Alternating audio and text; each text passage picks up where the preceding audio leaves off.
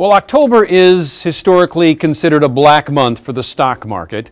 Mike Rogers, president of 360 Financial, joins us now to talk about that and some other issues we want to deal with moving into the end of the year. Mike, as I said, historically investors, they get a little wary around October. There's been the crashes, the Black Fridays, etc. Right. We're looking pretty good so far, I got to say, though. Attributed to what? Well, we're calling it the up the wall of worry. So what we're seeing is that the markets have been behaving very well. The first quarter, the first part of the year has been real solid. The third quarter was really good for the market. So, it has to do maybe with a little bit of the unemployment rate came in under 8% for the first time in a very long time at 7.8%.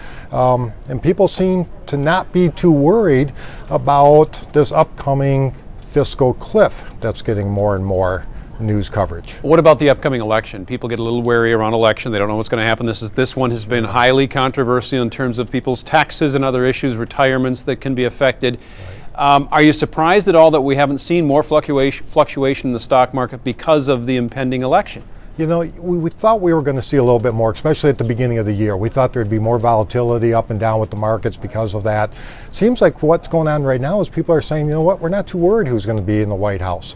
And if you look at it traditionally, some people say one party's better than the other party. It doesn't work out that way. Traditionally, the markets kind of go up and down no matter who's the president. Sometimes it's good with a Democrat in the office. Sometimes it's good with a Republican in the office. Doesn't seem to make too much difference. All right, let's talk about people in that retirement age group. What should those folks be doing?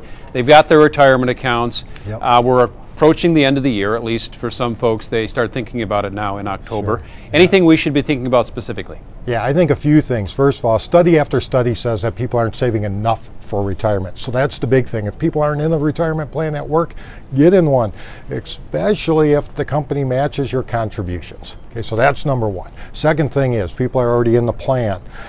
They've been saving. This year has been very good for the stock market, which means that their portfolio probably has more money in it invested in stocks than they did at the beginning of the year.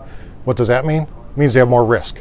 So they want to rebalance the portfolio, maybe shift some of the risk out of there. So your viewers want to look at those two things and finally just come up with a game plan as far as what they want out of retirement. All right, there's a lot of uncertainty after this election in terms of tax rates, who's going to pay what. Right. How that affects our folks' retirement accounts. Sure. And things moving forward in terms of their weekly paycheck.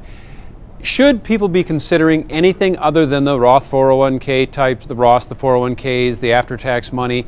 Are there things based on what might be on the horizon we should be thinking about? Well, there are a couple of things. First of all, capital gain rates are going to go up. So this might not apply to all the viewers, but if you have some stocks that have a lot of appreciation in them, then you might want to look at selling them this year because tax rates on those will be 15% versus potentially 20% next year if nothing gets done with changing those.